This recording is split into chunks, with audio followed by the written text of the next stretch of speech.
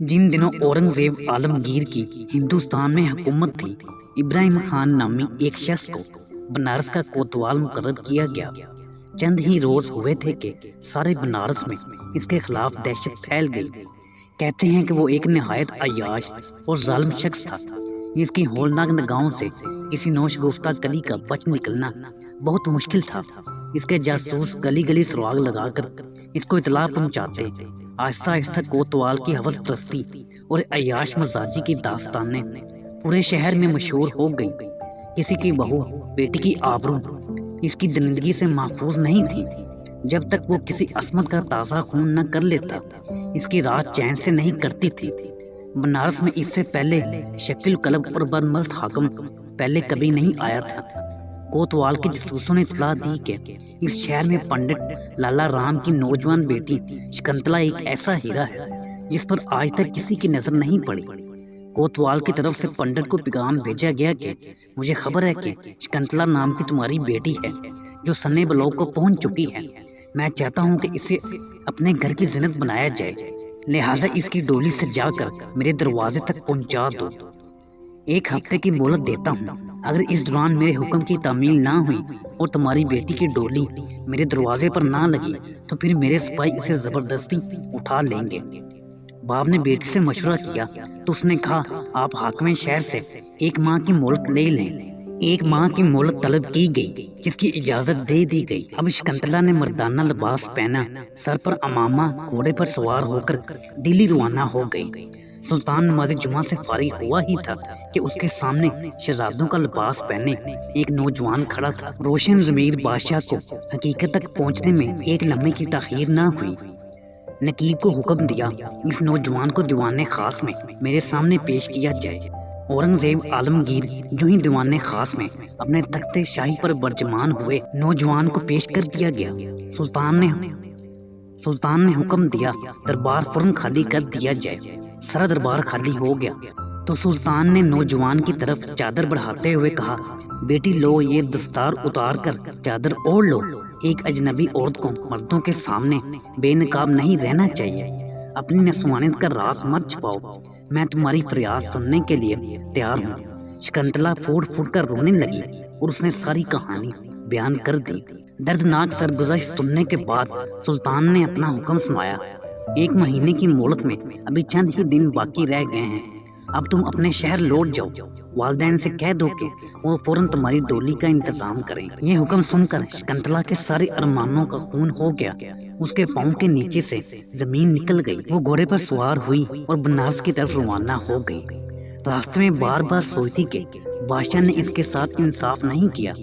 پھر کبھی خیال آتا کہ بادشاہ کے منہ سے بیٹی کا خطاب کوئی معمولی چیز نہیں، وہ ضرور اس کا حق ادا کریں گے۔ مقررہ تاریخ پر شکنتلا کی ڈولی تیار ہو گئی۔ سارے شہر میں کوتوال کے مظالم کی بھیانک دہشت طاری ہو گئی۔ بوڑھا کوتوال خوشی سے پھولا نہیں سما رہا تھا۔ آج ملکہ حسن اس کے گھر کی دلہن بن رہی تھی۔ ایک سپاہی نے اطلاع دی، سرکار، شکنتلا کی ڈولی بہت قریب آ گئی ہے، بس چند قدم کے فاصلے پر آ گئی ہے۔ بوڑھا کوتوال پیسے لٹانے میں مصروف ہو گیا۔ بنارس کے بکاریوں میں ایک لوٹ مچ گئی۔ مبارک ہو کے شور میں کوتوال کا غرور جاگ اٹھا۔ وہ پیسے لٹاتا لٹاتا ڈولی کے قریب پہنچ گیا۔ اب جو نظر اٹھی تو سامنے شہنشاہ ہند اورنگزیب عالمگیر کھڑے تھے۔ کوتوال خوف سے کانپنے لگا۔ دہشت کے مارے سارے جسم کا خون سوکھ گیا، بت کی طرح بے حس و حرکت کھڑا تھا۔ غصے سے کانپتے ہوئے شہنشاہ نے کہا، کیوں؟ اسی کرتوت کے لیے تجھے بنارس بھیجا تھا کہ ایک ہولناک ظلم کا تماشا نچاتے ہوئے تجھے ذرا بھی شرم نہ آئی؟ کیا تجھے یہ بھی معلوم نہیں کہ سارا ہندوستان اسلام کی پناہ میں ہے؟ اقوام کی عزت، آبرو اور جان و مال کا تحفظ ایک مسلمان کا سب سے مقدس فریضہ ہے۔ فرط غضب سے شہنشاہ کا چہرہ سرخ ہو گیا، آنکھوں سے چنگاریاں پھوٹ رہی تھیں۔ اسی دوران دلی سے چلا ہوا فوجی دستہ بھی موجود ہوا۔ کوتوال کی طرف اشارہ کر کے شہنشاہ نے سپہ سالار کو حکم دیا، اس سیاہ کار کو فوراً کیفے کردار تک پہنچاؤ تاکہ دوسرے لوگ اس کے انجام سے عبرت حاصل کریں۔ اس کے دونوں پاؤں الگ الگ 2 خونخوار ہاتھیوں کی ٹانگوں سے باندھ دیے جائیں اور پوری قوت کے ساتھ ہاتھیوں کو مخالف سمت میں دوڑایا جائے، یہاں تک کہ زمین پر اس کے جسم کے ٹکڑے بکھر جائیں۔ शहनशाह के हुक्म की तमीम में फौजी दस्ता हरकत में आ गया और कोतवाल अपने इंजाम को पहुंच गया।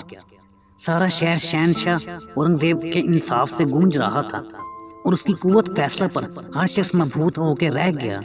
शहनशाह के फैसले की खबर सारे शहर में फैल गई। वाक़े की इतला पाते ही शकुंतला के माँ बाप खुशी से पागल हो गए।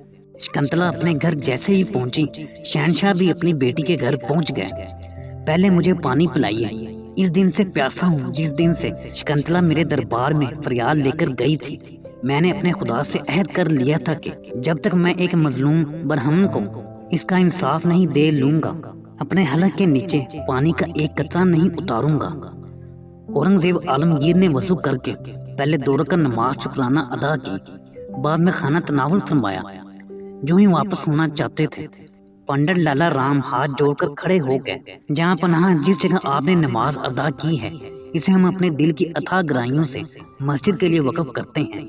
शहनशाह ने शुक्रिया अदा करते हुए तांबे के पत्थर पर ये तहरीर लिख दी कि इस मस्जिद के मुतवल्ली हमेशा इसी खानदान के लोग रहेंगे।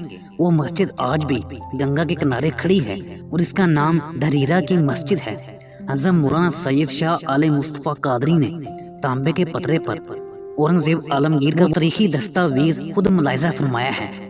आज भी इसी खानदान का शख्स इस मस्जिद का मुतवल्ली है।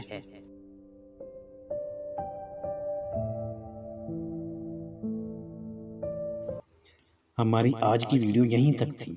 नाज़रीन, इसी उम्मीद के साथ हम आपसे इजाज़त चाहेंगे कि आपको हमारी आज की वीडियो पसंद आई होगी। मिलते हैं बहुत जल्द एक नई मालूमाती वीडियो के साथ। तो देखते रहें इस्लामिक डायल। अल्लाह आपका हामी व नासिर।